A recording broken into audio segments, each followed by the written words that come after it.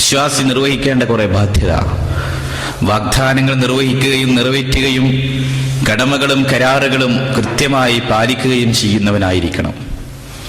വലിയ വേദനകൾക്ക് ജോലി ചെയ്യുന്ന മനുഷ്യന്മാര് അവര് മനസ്സിൽ അനുഭവിക്കാത്ത മനസ്സമാധാനവും മനഃശാന്തിയും ചെറിയ വേതനത്തിന് ജോലി ചെയ്യുന്നവർക്ക് കിട്ടുന്നുവെങ്കിൽ അതിലൊരു ബർക്കത്തുണ്ട് എങ്കിൽ അതെങ്ങനെയാണ് ഒരു മുസ്ലിം കൈവരിക്കുക? മുസ്ലിം സ്വീകരിക്കാനും പിൻപറ്റുവാനുമായി ഏറ്റവും പരമപ്രധാനമായത് അവൻ അറിവ് നേടുക എന്ന് തന്നെയാണ്.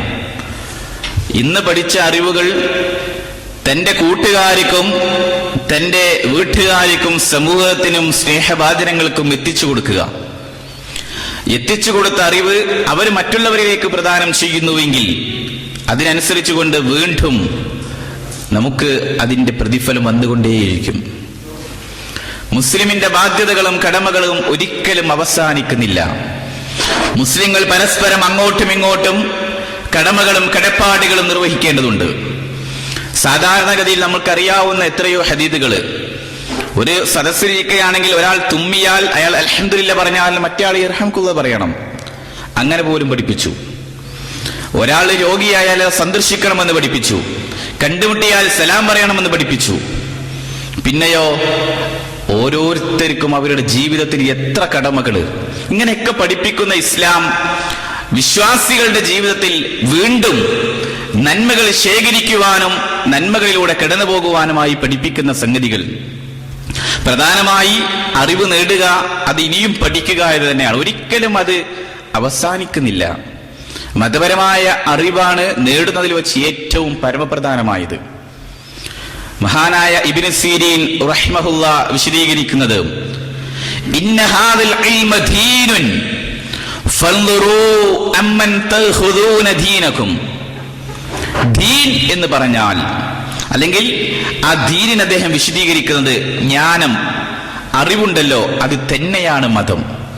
അതുകൊണ്ട് ആരിൽ നിന്നാണ് നിങ്ങൾ സ്വീകരിക്കുന്നത് എന്ന് നിങ്ങൾ ശ്രദ്ധിച്ച് മനസ്സിലാക്കണം.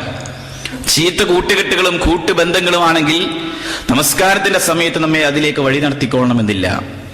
മോശപ്പെട്ട ഭാര്യയാണ് എങ്കിൽ തന്റെ ജീവിതത്തിൽ പലതരത്തിലും കുത്തഴിഞ്ഞ ചുറ്റുപാടുകളോടും സാഹചര്യങ്ങളോടും ബന്ധങ്ങൾ സ്ഥാപിക്കപ്പെടും. അതോടൊപ്പം തന്റെ ഡ്യൂട്ടിയിൽ തന്റെ കൂടെയുള്ള സഹപ്രവർത്തകന്മാർ അവര് ഓഫീസുകളിൽ കൃത്രിമത്വം കാണിക്കുന്നു, പലതരത്തില് അങ്ങോട്ടും ഇങ്ങോട്ടും പലതരത്തിൽ തിരിമറികൾ നടത്തിക്കൊണ്ടിരിക്കുന്നവരാണെങ്കിൽ അവരോടൊപ്പം ചേർന്ന് അങ്ങനെ അതിലേക്ക് പോകുന്ന ആളുകൾ ഉണ്ടായേക്കാം. എന്നാൽ നമ്മുടെ ജീവിതത്തിൽ എന്തൊരു വിഷയമാണെങ്കിലും അത് സ്വീകരിക്കുന്നിടത്തും അത് പിൻപറ്റുന്നിടത്തും അത് എവിടുന്നാണ് സ്വീകരിക്കുന്നത് എന്ന് കൃത്യമായി നമ്മൾ മനസ്സിലാക്കിയിരിക്കണം എന്നത് തന്നെയാണ്. കാരണം അറിവിന് ഇസ്ലാം ഒരുപാട് പ്രാധാന്യം നൽകിയിട്ടുണ്ട്. അത് പഠിക്കുന്ന ആളുകൾക്ക് വീണ്ടും പദവികളും ദറജകളും സ്ഥാനങ്ങളും നൽകുന്നു, നൽകപ്പെടുന്നു എന്നത് വിശുദ്ധ ഖുർആൻ തന്നെ പഠിപ്പിച്ച സംഗതിയാണല്ലോ. യർഫഉല്ലാഹു അല്ലദീന ആമനൂ മിൻകും വല്ലദീന ഊതുൽ ഇൽമ ദർജാത്ത്. അറിവ് അന്വേഷിക്കുന്ന പഠിക്കുന്ന ആളുകളെ പദവികളായി അള്ളാഹു വീണ്ടും വീണ്ടും ഉയർത്തിക്കൊണ്ടുവരുന്നു. അള്ളാഹുവെ കൂടുതൽ ഭയപ്പെടുന്ന ആളുകളെ കുറിച്ച് പറഞ്ഞിടത്ത് ഇന്നമാ യഖ്ശല്ലാഹ മിൻ ഇബാദിഹിൽ ഉലമാ. അള്ളാഹുവെ ഭയപ്പെടുക അറിവുള്ളവരായിരിക്കും കൂടുതൽ അള്ളാഹുവെ കുറിച്ചുള്ള പേടി ഉണ്ടാവുക. പരലോകത്തെ വിചാരണയും ഖബറിൽ താൻ ഒറ്റക്ക് കിടക്കുന്നതും ഖബറിലെ വിചാരണയും മഹ്ശറിൽ നിൽക്കുന്നതും സ്വർഗനരകങ്ങളെ കുറിച്ചുള്ള തിരിച്ചറിയും ഒക്കെയുള്ള ആളുകൾക്കാണ് അധികമായി പേടിയും ഭയപ്പാടും ഉണ്ടാവുക. അതുകൊണ്ട് വിശ്വാസികളായ ആളുകൾ അവർ പ്രാർത്ഥിക്കുകയും പ്രയത്നിക്കുകയും ചെയ്യണം. ഇപ്പൊ നമ്മുടെ കൂട്ടുകാരും കൂട്ടുബന്ധങ്ങളും ഒക്കെ പലപ്പോഴും അവർ പലതരത്തിൽ നമ്മെ പല ഭാഗങ്ങളിലേക്ക് വിളിക്കുമ്പോൾ ഒരു നന്മയെങ്കിലും പഠിക്കണമെന്ന താല്പര്യത്തോടു കൂടി നമ്മൾ വന്നു. പഠിക്കുന്ന കാര്യം നന്മ വളരെ കുറഞ്ഞതാണെങ്കിലും അത് ജീവിതത്തിൽ പകർത്തുകയും അതനുസരിച്ച് കൊണ്ട് ജീവിക്കുകയും ചെയ്യുന്ന മനുഷ്യന് അവന് വലിയ പ്രതിഫലമാണ് അല്ലാഹുവിങ്കിൽ നിന്ന്. കുറേ പഠിച്ചു, പക്ഷെ ഒന്നും സ്വീകരിക്കുന്നില്ല, പിൻപറ്റുന്നില്ല എങ്കിലോ അത് മോശപ്പെട്ട ജീവിതവുമാണ്. പഠിക്കുന്ന കാര്യങ്ങൾ സ്ഥിരമായി നിൽക്കുവാനും അതോടൊപ്പം തന്നെ അത് പഠിക്കാനും റസൂലുള്ളാഹി സ്വല്ലല്ലാഹു അലൈഹി വസല്ലമയോട് പോലും സിയാദത്തിന് വേണ്ടി അധികരിപ്പിച്ച് പ്രാർത്ഥിക്കാൻ പോലും ആവശ്യപ്പെട്ട വിഷയത്തിൽ റബ്ബി സിദ്നി ഇൽമാ, അല്ലാഹുവേ എനിക്ക് അറിവ് നീ അധികരിപ്പിച്ച് തരണമേ എന്ന വിഷയമാണ്. അതുകൊണ്ട് തന്നെ അത് നമ്മൾ പഠിക്കുന്ന വിഷയത്തിൽ ഒരിക്കലും മടിക്കേണ്ടതില്ല.